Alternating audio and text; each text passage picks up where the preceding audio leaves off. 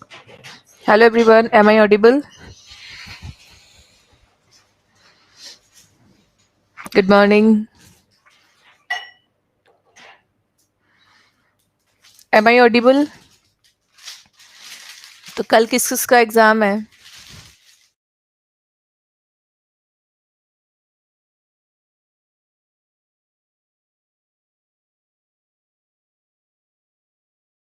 मैं बढ़िया।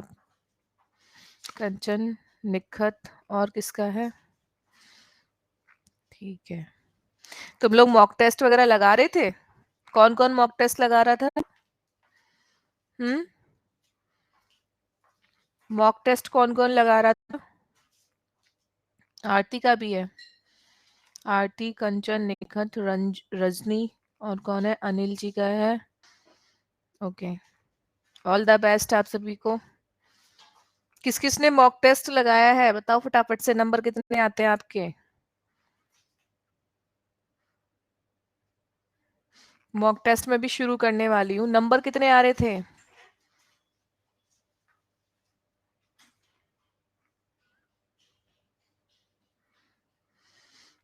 100 में से?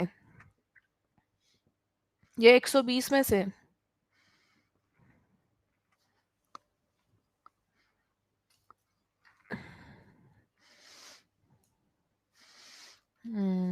ओके।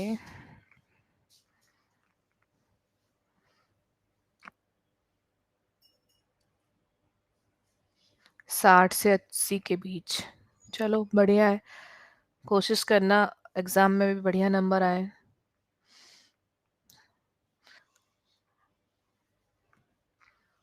चलो शुरू करें।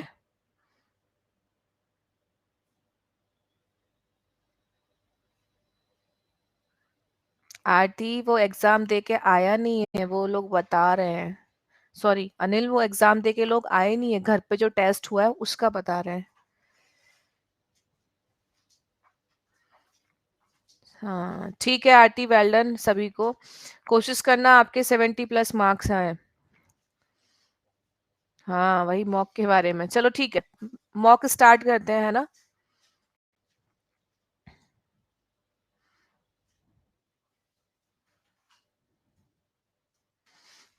चलो ट्राई करो। पहला क्वेश्चन स्क्रीन पे है।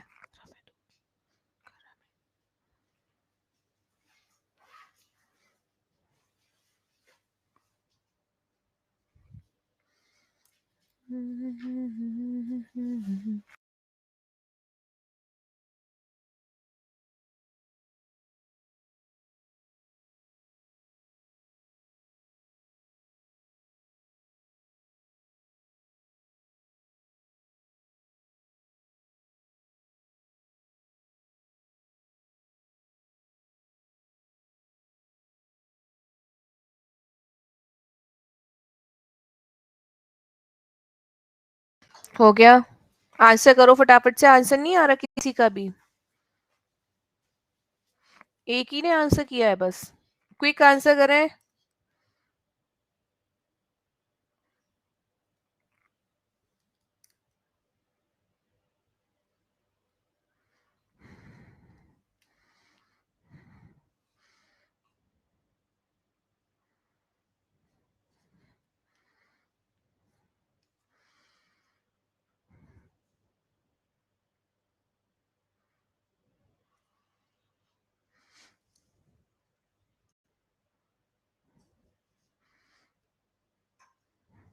राइट आंसर है सी। ओके चलो next question.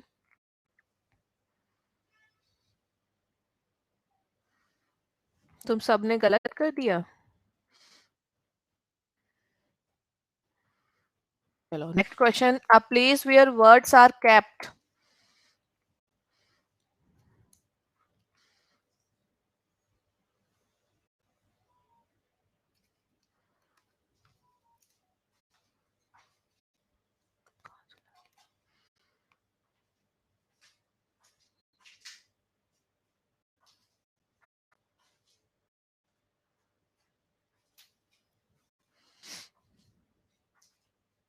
Well done Nikhat. The right answer is A. 25 question जब कंप्लीट होंगे तब इसको। हाँ जी Vipul, well done Vipul. Next question, loss of memory, important question है, एग्जाम में प्रीवियस ईयर में आया हुआ है ये question.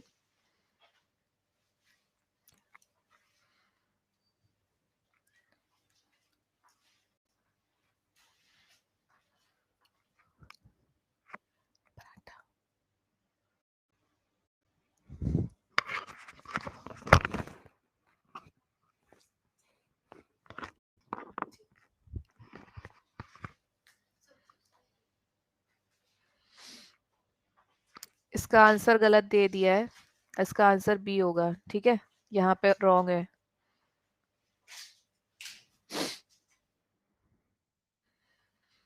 Next, a study of sounds.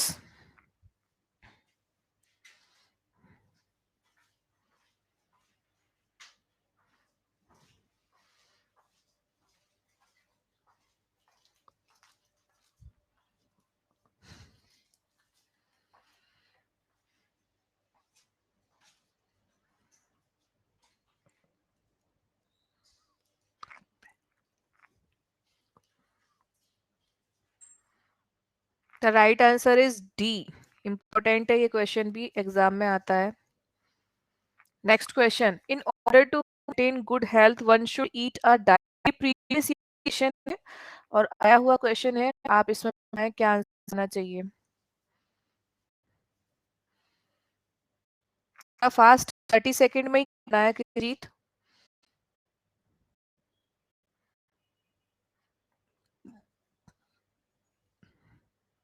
सब लोग को के आंसर आ जाते हैं within 30 second. The right answer is C. Next question, the police blank the mob.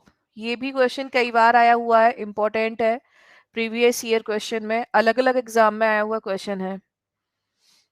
Voice cut cut आ रही है, ठीक है मैं टिक करती हूँ।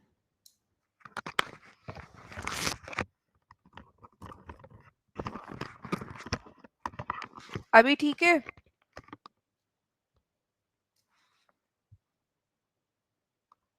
वॉइस ठीक है?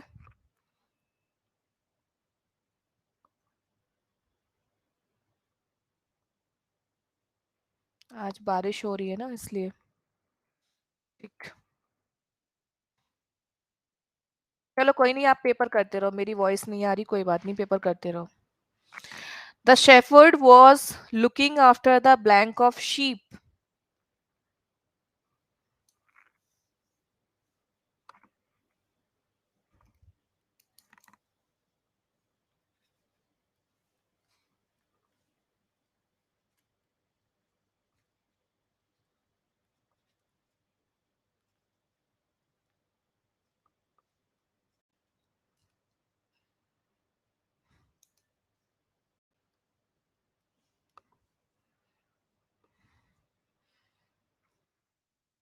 एक सेकेंड, आंसर इनकरेक्ट है इसका, फ्लॉक ऑफ शीप होता है।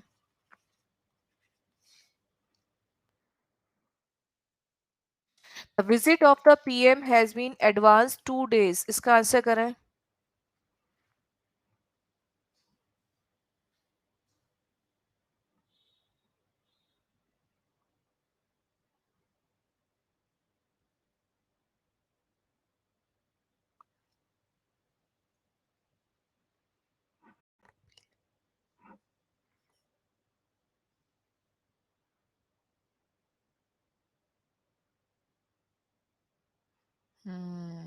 द राइट आंसर इज, इसका आंसर इनकरेक्ट दिया है, आंसर है इसका बी। फॉर नहीं आएगा, ध्यान रखना, बी आएगा, रीजन मैं बताऊंगी क्यों आएगा। Normally he stage until 11 PM these days.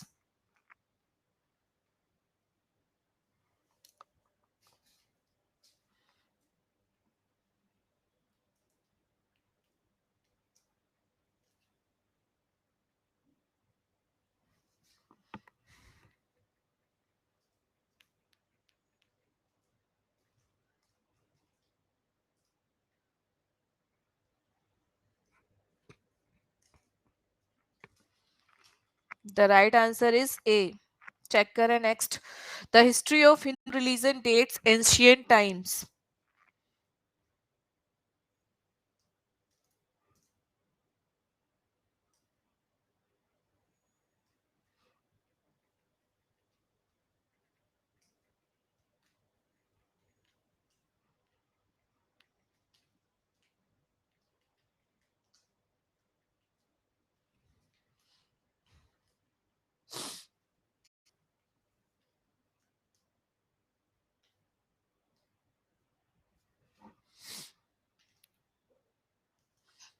The right answer is A.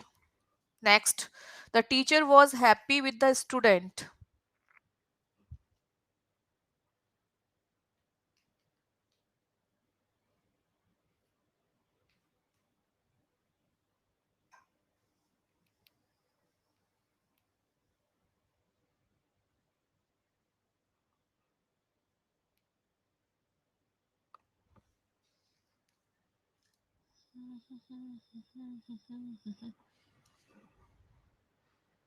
Well done. Next question. The soldier was kind. आपको बताना है इसका opposite.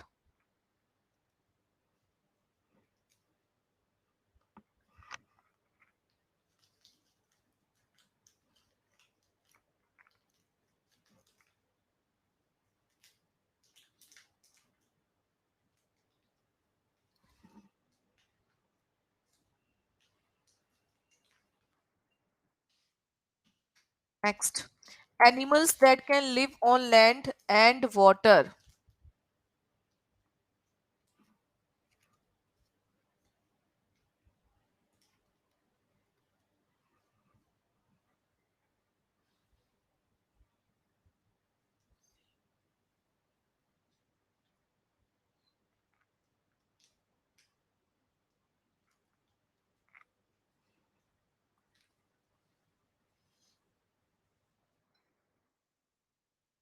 Custom of having many wives. एक साथ कई सारी पत्नियों को रखने की प्रथा. ये इम्पोर्टेंट एग्जाम में आता है.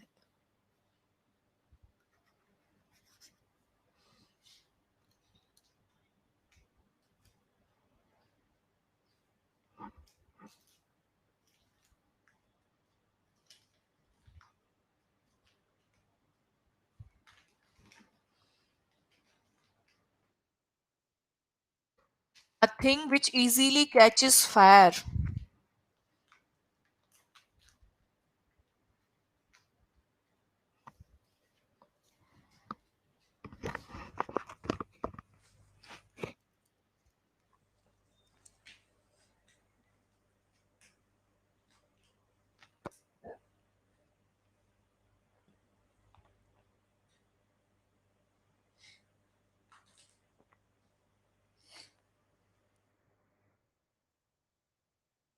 An unmarried man.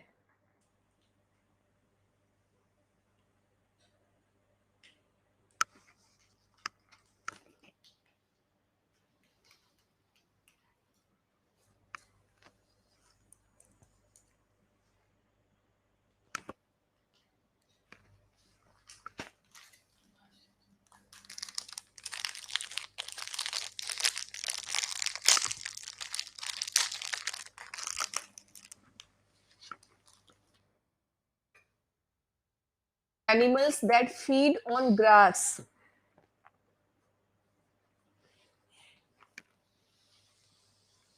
ऐसे एनिमल जो घास खाते हैं.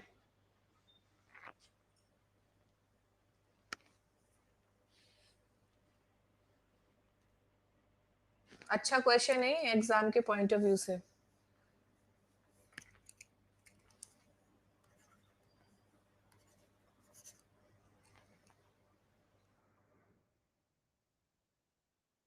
We must give up our bad habits. तो आपको इस फ्रेज का मीनिंग बताना है. Give up.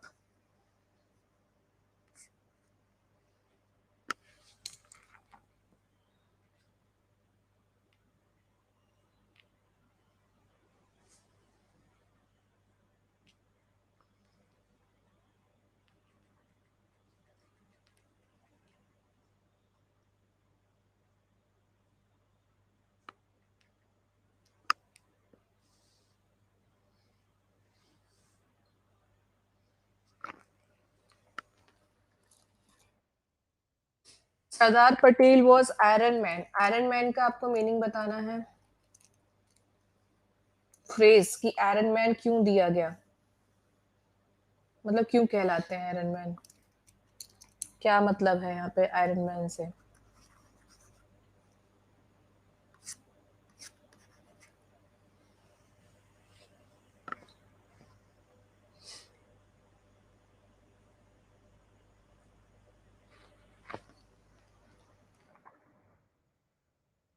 The boy was knocked down by a truck, knock down phrasal verb है, आपको बताना है इसका मीनिंग क्या होगा।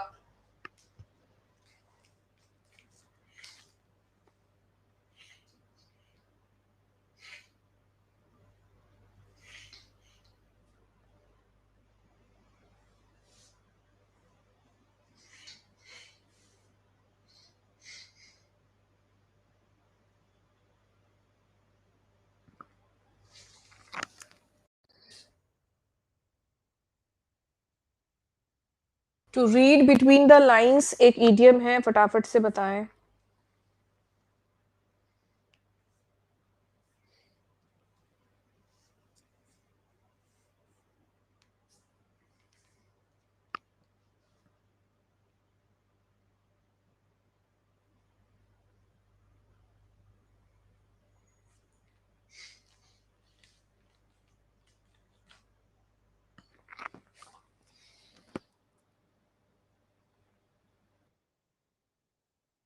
One should not make irrelevant remarks, आपको इररेलीवेंट का मीनिंग बताना है। What is the meaning of irrelevant. Remark का मतलब टिप्पणी होता है एक तरीके से, इररेलीवेंट का मीनिंग आपको बताना है।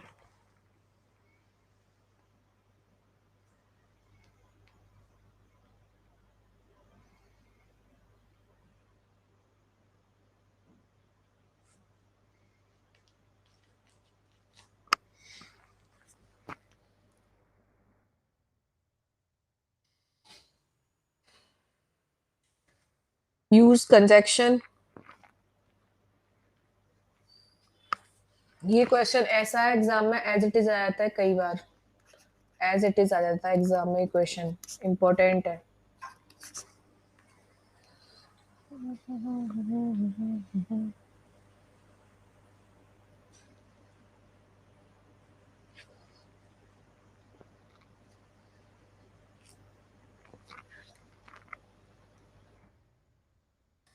वी साल्टेड द रिवर,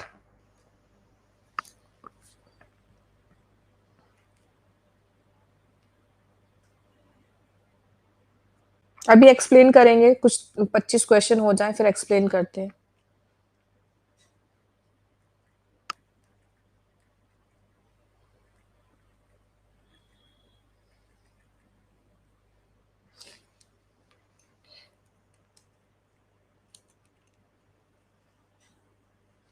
ये मुझे लग रहा है साल्टेड की जगह सेल्ड होना चाहिए, सेंस रॉन्ग हो रहा है। We sailed the river,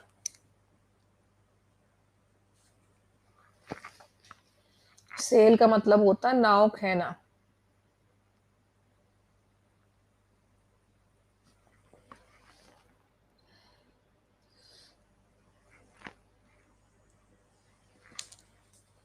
next, at last he yielded the temptation,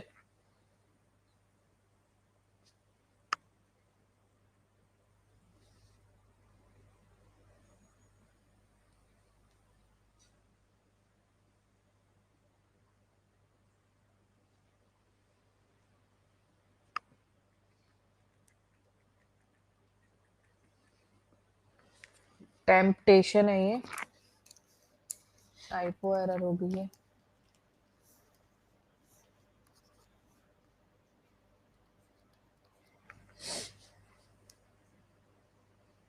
fix preposition rule है यहाँ पे।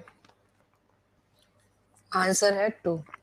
कितने सही हुए आप लोगों के 25 में से?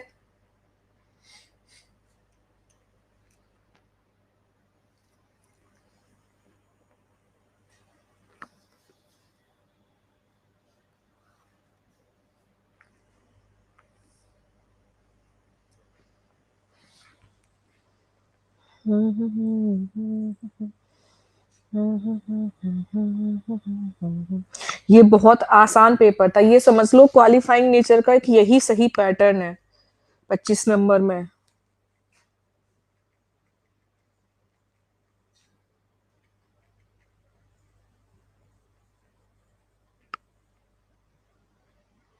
चार गलत हुए, 21 सही।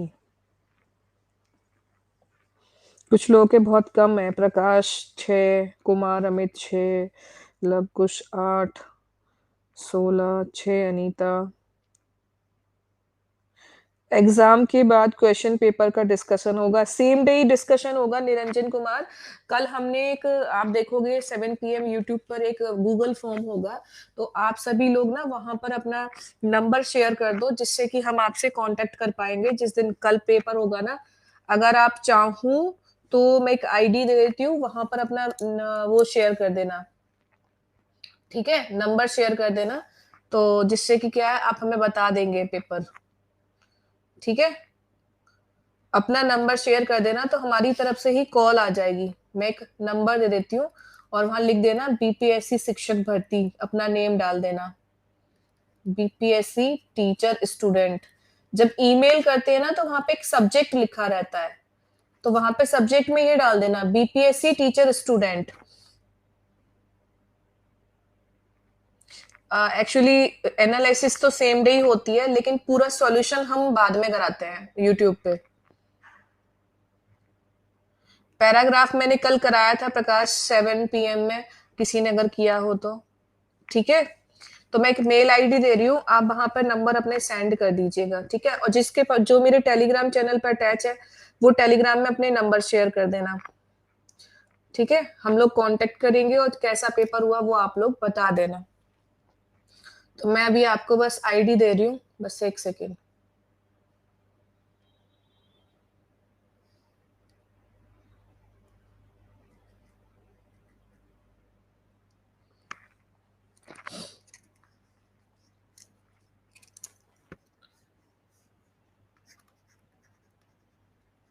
और कोई भी घबराना मत कि हमारा नंबर कहीं चला जाएगा या क्या होगा, हम किसी टीचर में से ही कॉल आएगी, मैं या फिर प्रियंका मैम या डीके सर, किसी भी टीचर की ही कॉल आएगी आप लोग के पास, तो आप इससे घबराना मत। इस आईडी पे आप लोग क्या करेंगे, इस आईडी पे अपना नेम, ये सब्जेक्ट में ये लाइन डाल देना, अपना नेम लिख देना, ठीक है, और अपना नंबर यहाँ पे डाल देना। वैसे यूट्यूब पर गूगल फॉर्म अटैच है, वहां पर भी आप डाल सकते हो, कहीं पर भी डाल देना, ठीक है।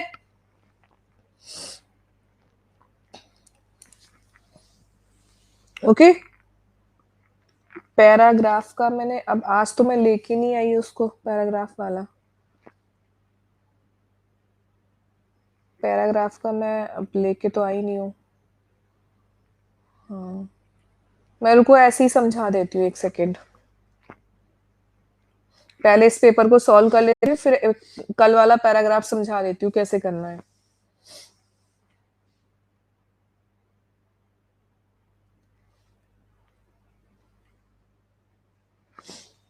चलो क्वेश्चन करते हैं।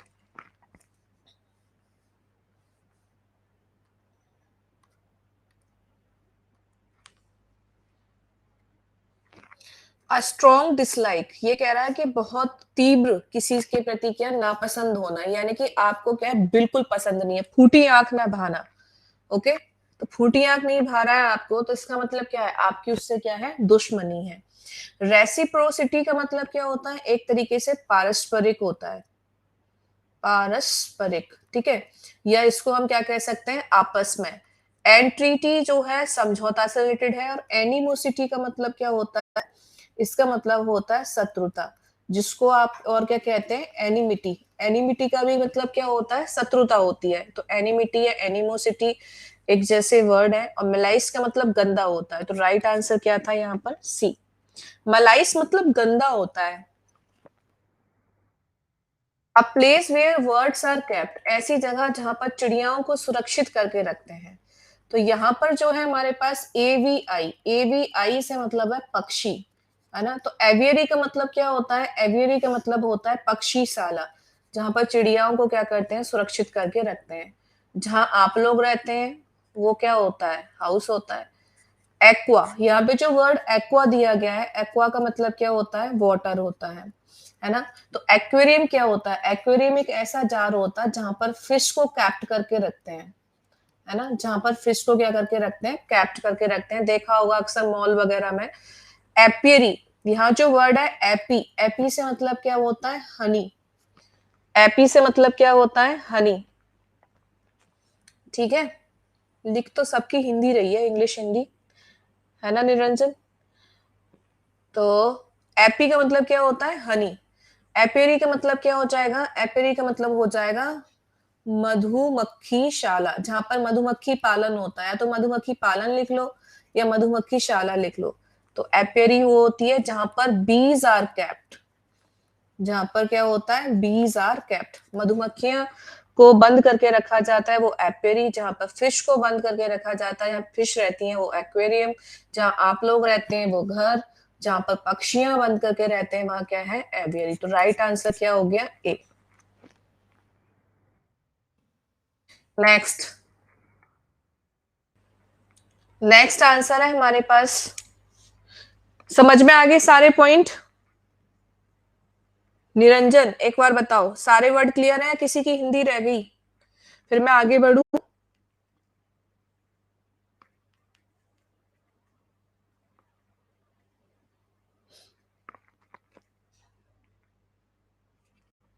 चलो, तो ये कह रहा है loss of memory. Loss of memory का मतलब क्या होता है? लॉस ऑफ मेमोरी का मतलब होता है स्मृति लोप। लॉस ऑफ मेमोरी का मतलब क्या होता है? स्मृति लोप, है ना? स्मृति लोप यानी कि स्मृति का चला जाना। एम्ब्रोसिया क्या होता है? इसका मतलब होता है अमृत। ठीक है। एमनीसिया क्या होता है? एमनीसिया का मतलब होता है शॉर्ट मेमोरी लॉस, स्मृति लोप। ठीक है, ये बीमारी होती है नींद की। और फॉरगेटिंग मतलब क्या होता है? भूलना। तो राइट आंसर क्या होगा? B, amnesia. ठीक है, चलो।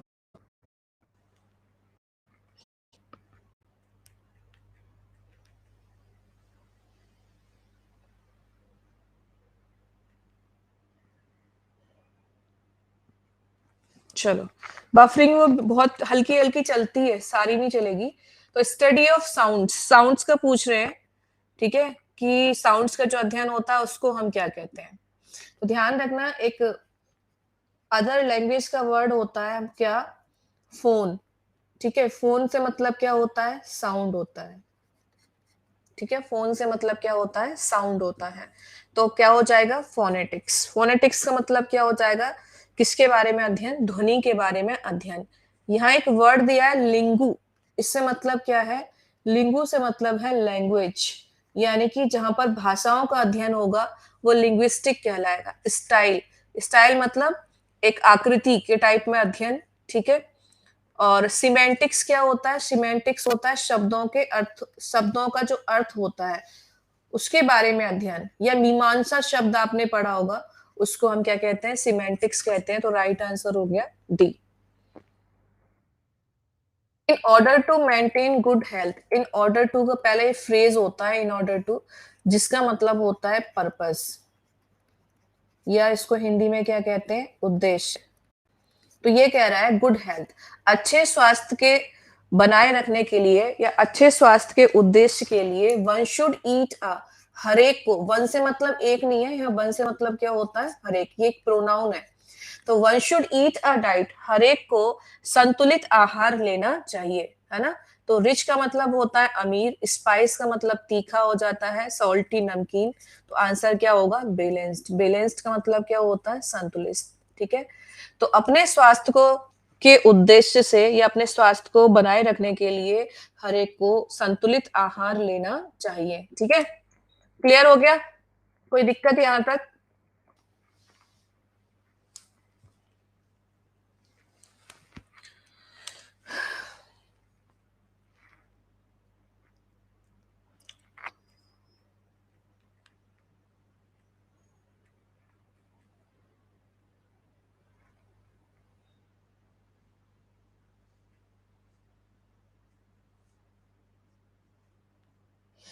बढ़े आगे। Okay, the police blank the mob. Police ने क्या किया? मॉब क्या होती है? मॉब का मतलब होता है गुस्से वाली भीड़, गुस्से वाली भीड़। आपने देखा होगा कई बार स्टूडेंट गुस्से के रूप में चले जाते हैं धरना देने, कई बार किसान चला जाता है धरना देने, कई बार कुछ केसों में एकदम गुस्से वाली जो भीड़ होती है, फिर क्या करती है पुलिस? पुलिस उनको अलग अलग करने का काम करती है। अलग अलग करने के लिए वो क्या करती है? या तो डंडे का प्रयोग करेगी, या किसका प्रयोग करेगी? टीयर गैस का, अश्रु गैस का, है ना।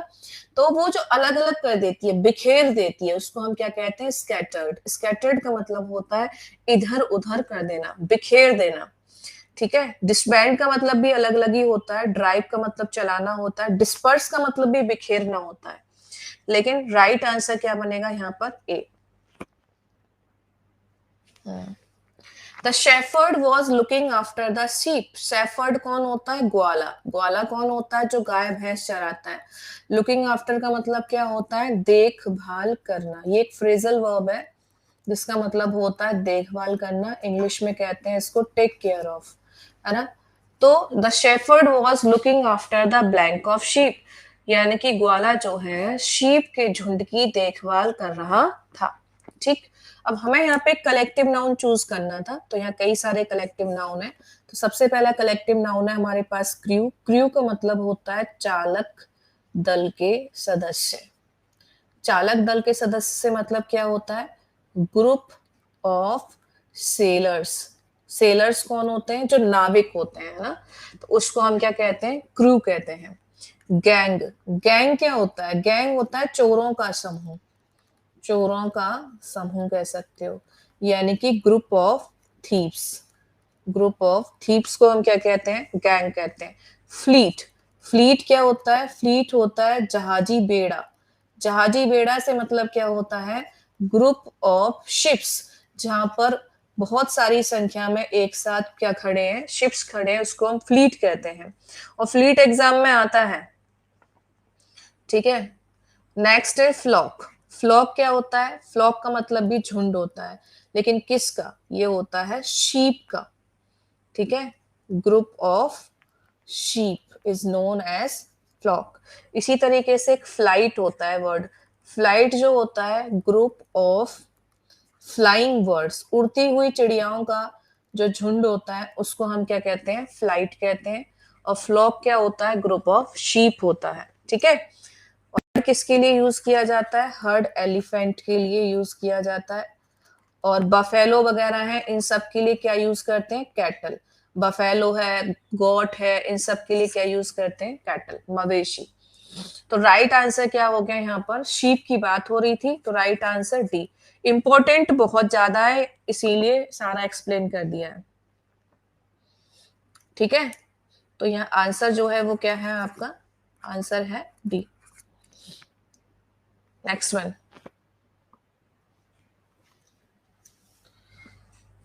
The visit of the PM has been advance 2 days।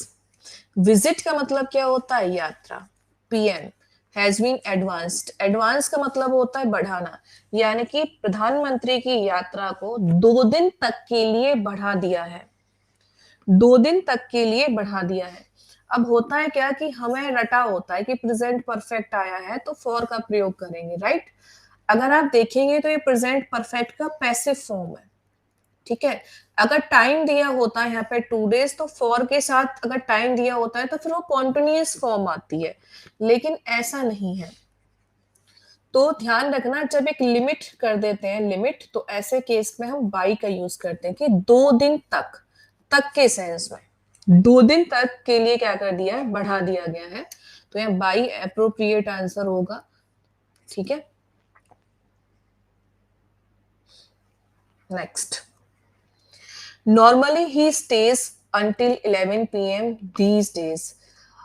आमतौर पर वो 11 बजे तक क्या है? रुकता है। ठीक है। आमतौर पर वो कितने बजे तक रुकता है? 11 बजे तक रुकता है। अब स्टे के साथ कौन सी वर्ब आनी चाहिए थी वो आपको यहाँ पे सिलेक्ट करना था। अब पता नहीं आप लोगों ने क्या सिलेक्ट किया। ठीक है। तो स्टे के साथ जो एक फ्रेजल वर्ब यूज की जाती है, या मैं ये कहूँ सिर्फ प्रीपोजिशन यूज की जाती है, वो क्या आता है? Up. Stay up. Stay up का मतलब क्या होता है? ठहरना, रुकना, है ना? कितने बजे तक? 11 बजे तक इन दिनों।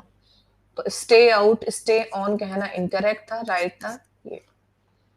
Next, the history of Hindu religion dates ancient times, ये इंपॉर्टेंट था। The history of Hindu religion dates ancient times, ये कह रहा है कि जो हिंदू धार्मिक की, जो हिंदू धर्म है उनकी जो तिथियां हैं, उसका जो इतिहास है वो कब से है? प्राचीन समय से है, प्राचीन समय से है। तो सिंस एंशियंट टाइम्स यहाँ पे यूज नहीं करना। क्यों नहीं यूज करना?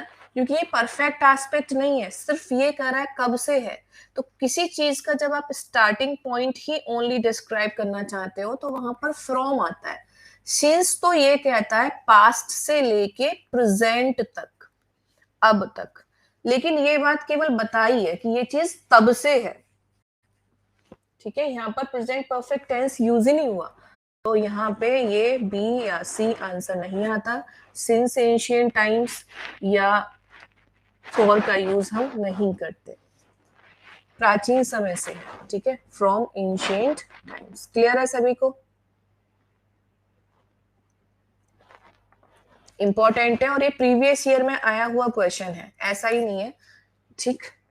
Next, the teacher was happy with the student, ये भी प्रीवियस ईयर ही क्वेश्चन है हालांकि, बट बहुत आसान आया था। कई बार टीचिंग एग्जाम में इतने ही आसान होते हैं कि हैप्पी का ऑपोजिट क्या है। हैप्पी मतलब खुश, सैड मतलब दुख, है ना? फेवर का मतलब क्या होता है? फेवर का मतलब होता है किसी के पक्ष में। लाइक का मतलब क्या होता है? पसंद होता है। प्लीज का मतलब क्या होता है? खुश होता है। तो राइट आंसर यहाँ क्या बन जाएगा इसका? ए, ठीक। Next, the soldier was kind, kind का ऑपोजिट पूछा था। मान लो काइंड का पार्ट्स ऑफ स्पीच अगर पूछे तो ये एडजेक्टिव है, ऑपोजिट पूछे तो काइंड का मतलब क्या होता है? दयालु, है ना?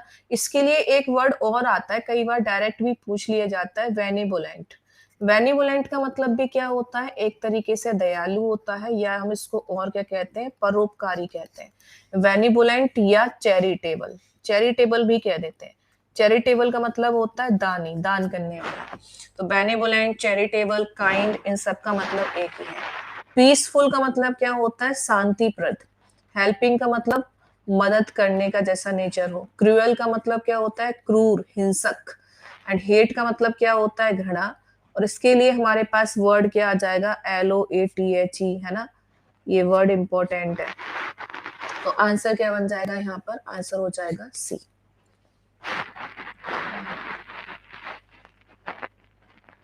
ठीक है। Next one, animals that can live on land and water, ऐसे एनिमल्स जो जमीन पर रह सकते हैं, जो पानी में भी रह सकते हैं, है ना? उसको हम क्या कहते हैं?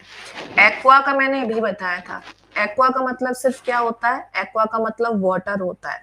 तो एक्वेटिक कौन हो गए? ऐसे एनिमल जो केवल जल में रहते हो, तो इनको हम क्या कहते हैं? जलचर, है ना? जो किस में रहते हैं? Only water. Aquarian, once again ये भी किससे रिलेटेड है? ये भी जल से ही रिलेटेड है। जो एक्वेरियन किसके लिए यूज किया जाता है? जो जल में रहते हैं। एम्फीबियस, एम्फीबियस का मतलब होता है कॉमन। एम्फी का मतलब क्या हो जाता है? कॉमन, जो दोनों पर रहता है, जल और थल दोनों पर रहता है। जैसे मेढक जल और थल दोनों पर रहता है, उसको हिंदी में हम क्या कहते हैं? उभयचर, है ना? इसको हम क्या कह देते हैं? उभयचर कह देते हैं, ठीक है? नेक्स्ट वर्ड है हमारे पास हाइबरनेटर, ठीक है? क्या है हमारे पास? हाइबरनेटर। तो हाइबरनेट का मतलब क्या होता है ना? हाइबरनेट का मतलब क्या होता है? हाइबरनेट का मतलब होता है जो गहरी नींद में सोते रहते हैं, जुगाली करते हैं, एक तो ये भी इसका सेंस होता है, ठीक है?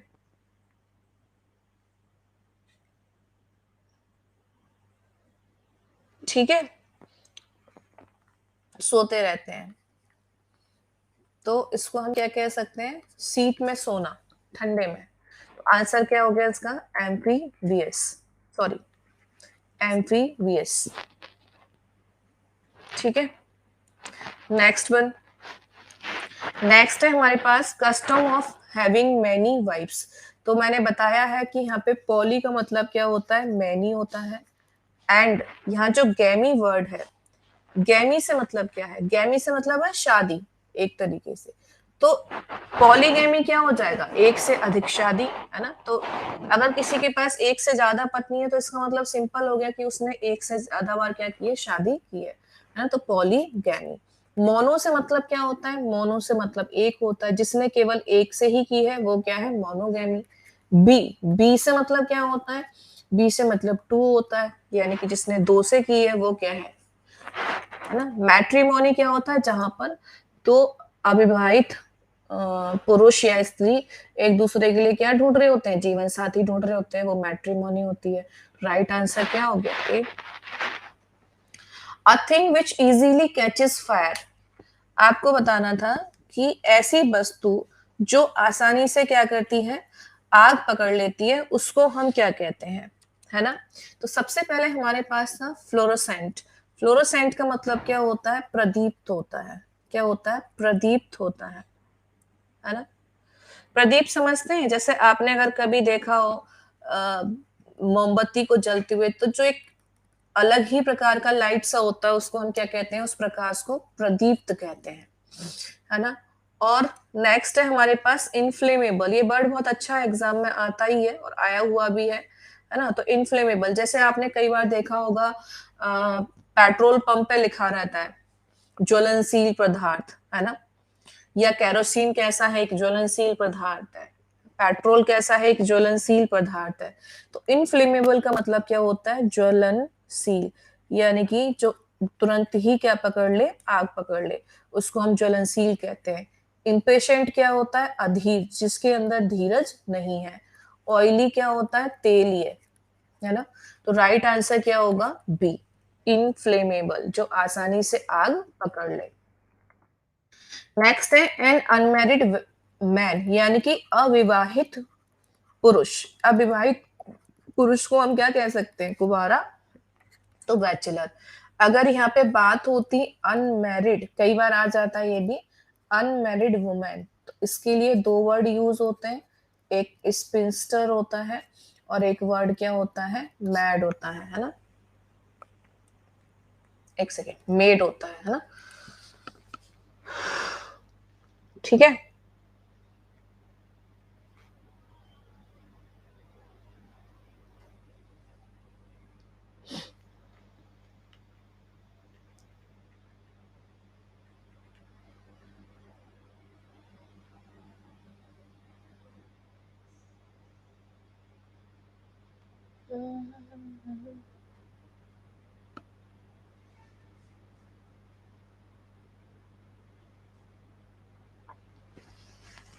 ठीक है। एक वर्ड यहाँ दिया है माइजर। माइजर का मतलब क्या होता है, कंजूस होता है। मास्टर तो फिर आप जानते ही हैं। मास्टर के लिए जो फेमिनिन जेंडर यूज होता है वो मिस्ट्रेस यूज होता है, ये भी पूछ लिया जाता है। तो राइट आंसर क्या था यहाँ पर, A. Next one, animals that feed on grass, ऐसे जानवर जो क्या है, घास खाते हैं, उसको हम क्या कहते हैं। ठीक है, ये भी इंपॉर्टेंट है एग्जाम में। इनमें दो इंपॉर्टेंट वर्ड है, एक कार्निवोरस और एक हर्बीवोरस। ठीक है, कार्निवोरस कौन होते हैं, याद है आपको, कार्निवोरस कौन होते हैं, जो मांसाहारी होते हैं। हम्म? तो पहले तो ये समझो यहाँ से वोरस का मतलब क्या है। वोरस से मतलब है खाना, यानी कि भक्षण। ठीक है, और जो कार्नी है, कार्नी से मतलब क्या होता है, मांस। तो जो मांस का भक्षण करते हैं वो क्या कहलाते हैं, कार्निवोरस, यानी कि मांसाहारी। ठीक है। हर्ब, हर्ब से मतलब क्या होता है, साग पात। साग पात इसको कहते हैं। साग पात से मतलब होता है पत्ते, घास फूस। तो इसको हम क्या कह सकते हैं, घासाहारी भी कह सकते हैं, है ना। या इंसेक्टिवोरस, इंसेक्टिवोरस वो होते हैं जो क्या खाते हैं, कीट पतंगे खाते हैं, उसको हम इंसेक्टिवोरस कहते हैं। जैसे वो होती है, छिपकली होती है ना। ठीक, चलो। नेक्स्ट है ग्रेमिनीवोरस। ग्रेमिनीवोरस का मतलब भी होता है फीडिंग ऑन ग्रास। अब होता ये कि इन दोनों में से कौन सा हम ऑप्ट करें। ग्रेमिनीवोरस होता है जो केवल और केवल क्या खाते हैं, घास ही खाते हैं, बाकी कुछ नहीं खाते, पत्ते वत्ते कुछ नहीं खाते, केवल घास ही खाते हैं, है ना। उसको हम क्या कहते हैं, ग्रेमिनिवोरस कहते हैं। जैसे ग्रास होपर क्या खाता है, केवल घास ही खाता है, कुछ और नहीं खा सकता। लेकिन ये जो साग पात वाले होते हैं, इसमें क्या है, जैसे बफेलो है, तो बफेलो तो साग पात भी खा लेगी, कुछ और भी खा लेगी, है ना। तो अगर प्रॉपर हम देखें फीड ऑन ग्रास, तो फीड ऑन ग्रास जो प्राइमरली इसी पर डिपेंडेंट है, उनको हम ग्रेमिनिवोरस कहेंगे, तो ज्यादा बेटर रहेगा इन दोनों में ऑप्शन में। लेकिन आपका जो प्रीवियस ईयर है उसमें आंसर बी दिया गया था, बट अगर हम इसके कॉन्सेप्ट के बेसिस पे जाएंगे तो इसका जो आंसर होता है वो क्या होता है, डी बनता है। ठीक है, क्योंकि ग्रेमिनिवोरस जो होते हैं वो ओनली डिपेंड ऑन घास। और हर्बीवोरस में तो ये भी होता है कि वो चने भी खा सकते हैं, उनको कोई और भी चीजें खिलाई जा सकती हैं। क्लियर हो गया मीनिंग आपको?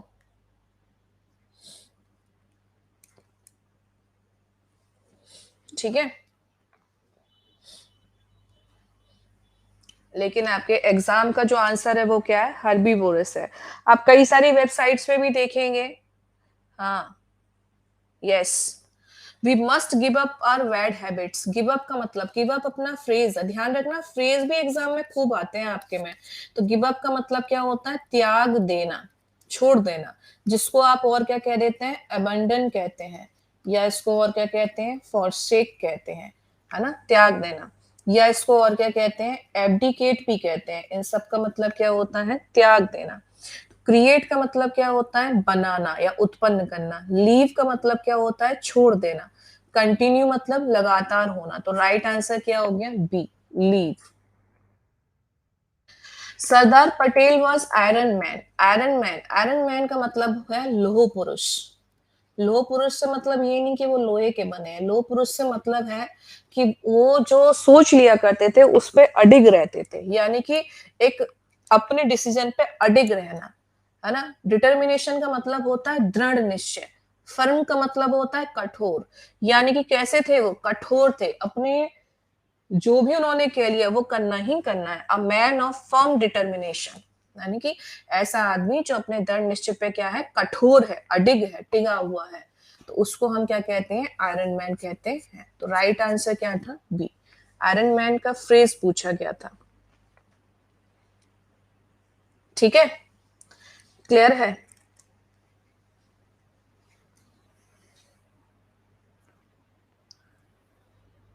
हाँ, दृढ़ निश्चय। दृढ़ का मतलब भी कठोर ही होता है।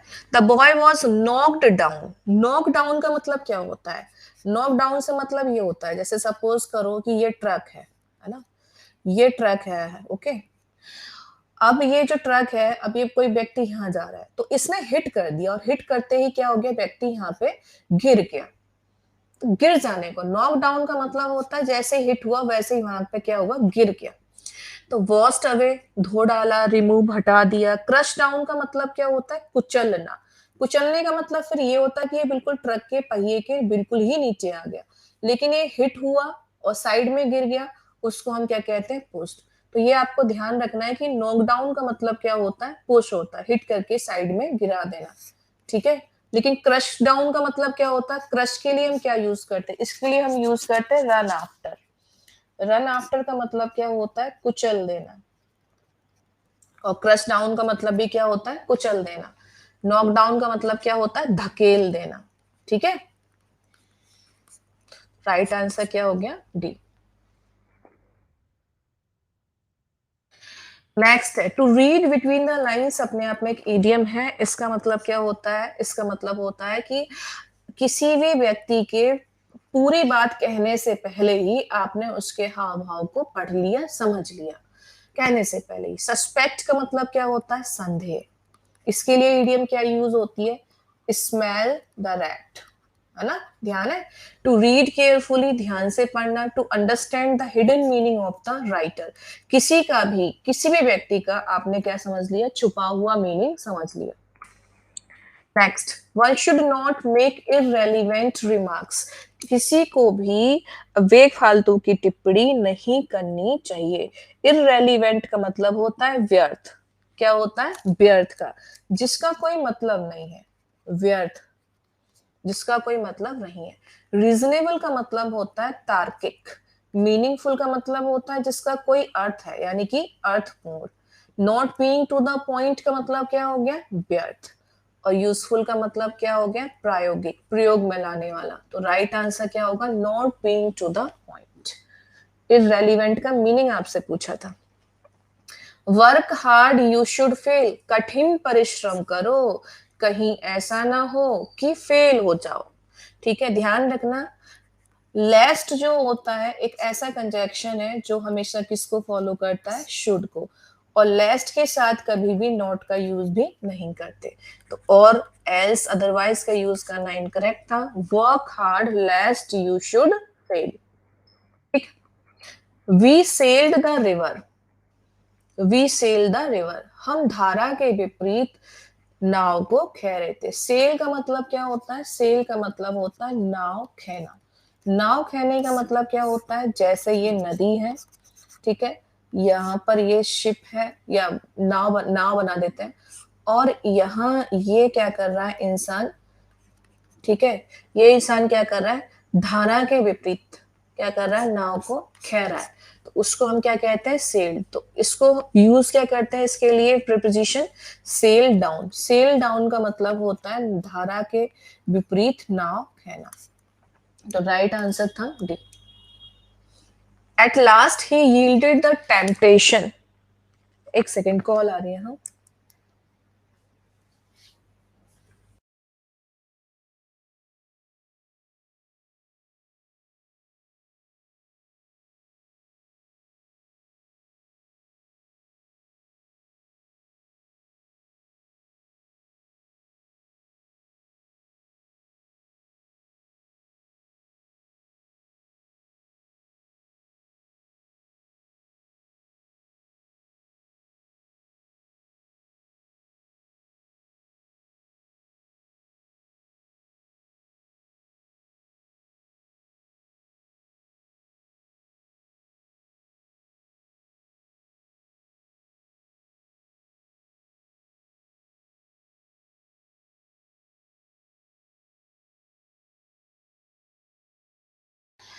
एरर भी करा दीजिए मैम। नगमा जी, एरर आने के चांस बहुत रेयर है, बहुत रेयर है। एरर तो हमेशा ही कराए हैं एग्जाम, और आज तुम एरर बोल रहे हो। हाँ, एग्जाम आज एरर याद आ रहे हैं। आज तुम लोग ऐसी चीजें याद कर रहे हो। जब एक बार एक टाइम था मैं एरर कराती थी, नहीं नहीं ये एग्जाम में नहीं आएगा, ये एग्जाम में नहीं आएगा। मैंने तो सारी चीजें कराई हैं, डोंट वरी। चलो मैं यहीं पे एरर बना दूंगी। Eight last he yielded the temptation. ठीक है, तो चलो बताते हैं। यील्ड एक ऐसा वर्ड है जिसके साथ फिक्स प्रीपोजिशन क्या आती है, टू आती है ना। तो क्या आ जाएगा, टू, सिंपल। अरे एक सेकेंड, दोबारा कॉल आ रही है।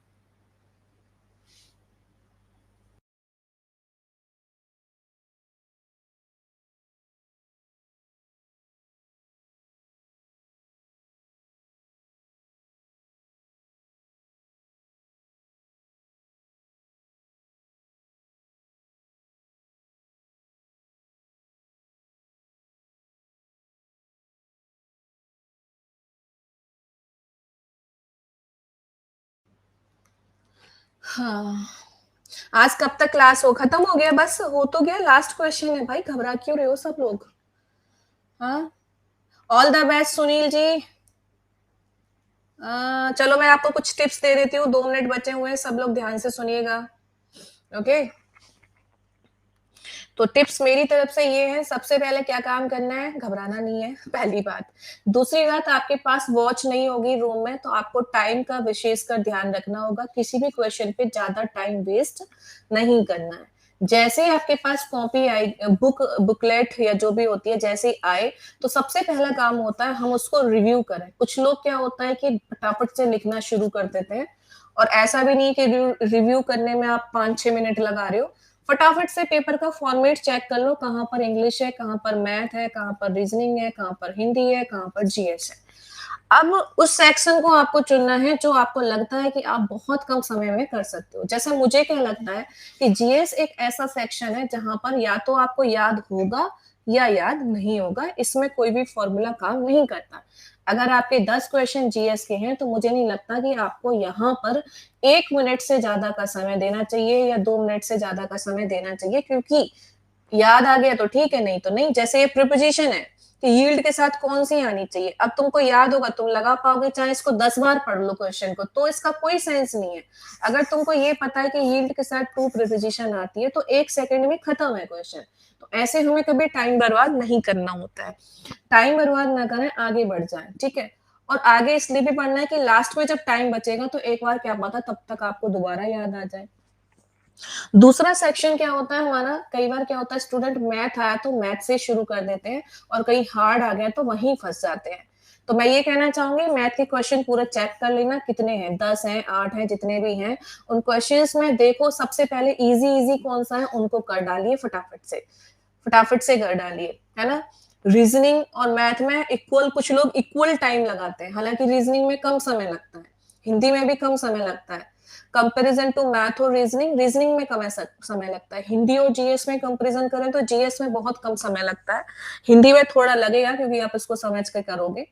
तो ये फैक्ट है, ठीक है। तो सबसे पहले जीएस अटेम्प्ट कर सकते हो, उसके बाद रीजनिंग कर सकते हो, उसके बाद हिंदी, फिर इंग्लिश, फिर मैथ, कुछ इस तरीके से जो आपको सीक्वेंस सही लगे अपने हिसाब से कंफर्टेबल रहिएगा और कहीं पर भी ज्यादा टाइम वेस्ट ना कीजिएगा। और शुरू में तुक्के मत लगाना, शुरू में तुक्के मत लगाना, देख लेना अपना टाइम बचा लेना, बाद में जब बच जाए और नेगेटिव मार्किंग है नहीं तो बाद में सारे तुक्के लगा देना। पहले कोशिश करना कि सही आंसर करो, है ना। क्योंकि तुक्के अगर शुरू में लगा दोगे, बाद में अगर तुम्हें सही आंसर याद आ गया तो फिर तुम उसका कुछ नहीं कर पाओगे। इससे बेटर ये है कि पहले अपना सही सही कीजिए, उसके बाद बच जाते हैं तो आप आराम से तुक्के लगा सकते हो। तुक्के भी ऐसे नहीं लगाए जाते कि आंख बंद करके आप तुक्का लगा दो, थोड़ा सा दिमाग लगाओ। 2 ऑप्शन तो एटलीस्ट आउट कर सकते हो, 2 ऑप्शन ऐसे बचेंगे जिनमें 50-50 आपको रहेगा, तो उन दोनों में से कोई एक लगाना। तो तुक्के भी स्मार्ट तरीके से लगाना, अंधे बन के तुक्के किसी को नहीं लगाने हैं, ठीक है। Thank you Nagma and thanks a lot everyone. आप सभी की क्लासेस डेली 7 बजे चलती रहेगी। कोई भी दिक्कत हो मेरे टेलीग्राम चैनल पे आप मुझे मैसेज कर सकते हो, आप मेरे को क्या नाम है अदर 24/7 पे मेरा बना हुआ है page English by Deepti Rajput, वहां मैसेज कर सकते हो। कोई भी दिक्कत है तुरंत मैसेज करें मुझको बेझिझक, I am always here, okay. So all the very best once again, good luck, अच्छे से एग्जाम देके आइए, टेंशन फ्री रहिए, टेंशन लेके कभी एग्जाम क्लियर नहीं होता है, इस बात का ध्यान रखिएगा। सो बस इतना ही कहना है and God bless you everyone, thank you and wish you to all. कोई कहीं नहीं जाएगा, सब लोग मिलेंगे इंग्लिश बाय दीप्ति राजपूत पे, आके फॉलो करना, वहां मैसेज मुझे ड्रॉप कर सकते हो और टेलीग्राम आईडी में अपना शेयर कर दूंगी, वहां पे मेरे साथ जुड़ सकते हो, ठीक है। Take care everyone. Definitely Nagma, Sunil, Vikas, Aarti, Nikhat, Kishit, and each and every student, thanks a lot. And God bless you. Keep progressing and keep doing hard work and do not take stress. Okay? All the very best. Thank you, Fareen, Firdos. Thank you so much, man. Love you to all. All the best. Thank you, everyone. Thanks a lot. तुम्हारा नाम मुझे लेना ही नहीं आता कि किस जीत बोल देती हूँ, शजीत है क्या है पता नहीं, हिंदी में लिख दो आप। प्रणाम, all the best and I don't know कि आपको क्लासेस कैसी लगी, बट मैंने पूरी कोशिश की कि आपको बहुत अच्छे से कराऊं क्लासेस को। एंड प्लीज आप दोबारा आइएगा 7 बजे, अच्छा लगेगा। ठीक है, प्रकाश जी बोल दिया आपका नाम, all the best, God bless you, thank you Nagma, thank you Shambhu, thank you each and everyone, Shashank, Rupesh and Fareen, Anil, love you to all, Rajiv ji thank you, Ishtiaq Ahmed, PDF just अभी शेयर कर रही हूँ, वेट फॉर अ मिनट, मैं भूल गई, तुम लोगों के इतने सारे प्यार वाले मैसेज देख के भूल गई मैं, just wait for a minute, अभी शेयर करती हूँ, 1 मिनट रुक जाओ बस। बाकी कभी भी आप, ऐसा नहीं है कि आपका ये बैच ओवर हो गया है तो आप मेरे से बात नहीं कर सकते हो, या कभी कोई डाउट आ रहा है तो पूछ नहीं सकते हो, ऑलवेज कनेक्टेड हो आप लोग, ठीक है। माधव ये फोन उठाना, माधव ये फोन उठा, फोन उठाओ।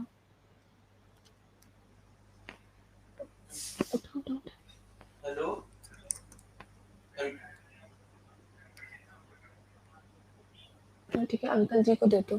ठीक है, अंकल जी को दे दीजिए। हाँ आएगा, बता देना। ओके। बस 1 मिनट, मैं भी सेंड कर रही हूँ। हाँ हाँ यही है ओटीपी। ओटीपी 938239। मैम टीचर बनकर भी बेस्ट करूंगा, always keep doing best. Thank you. हाँ थैंक यू एवरीवन। माने ये जैकेट देना, थोड़ा सा मेरे को जैकेट दे। बस 1 मिनट रुकना आप लोग। हाँ 1 मिनट रुक जाओ बस। हाँ बस, अबे ये जैकेट नहीं है नीचे। बस बस 1 मिनट और रुकिएगा गाइस आप लोग, फिर आप चले जाइएगा। ओके सो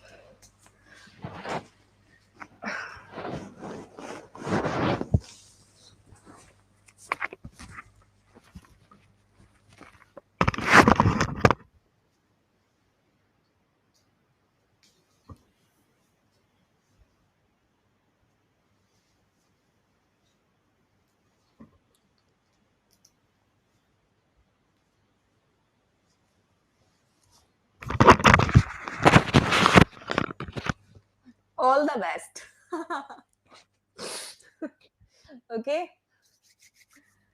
क्योंकि मुझे पता था शाम को पता नहीं आप लोग मिलोगे नहीं मिलोगे, तो मैंने सोचा अपनी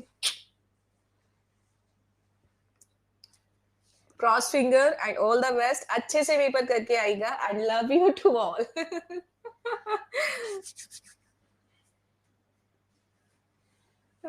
थैंक यू। Okay bye. हाँ आज शाम में 7 बजे चलेगा, अच्छे अच्छे क्वेश्चंस लाऊंगी definitely, don't worry. And miss you to all, thank you. मेरे को इतना प्यार आ रहा है। हाँ फेस दिखाई मैं, अच्छे से पेपर करके आएगा। ठीक है चलो बाय बाय। वरना थोड़ी देर में मैं इमोशनल हो जाऊंगी, मैं बहुत बड़ी वाली इमोशनल भी हूँ फिर। बाय बाय, मिलते हैं आपसे शाम को 7 बजे यूट्यूब पे। Take care. नहीं निखत, ऐसे थोड़ी होता है। Bye bye everyone.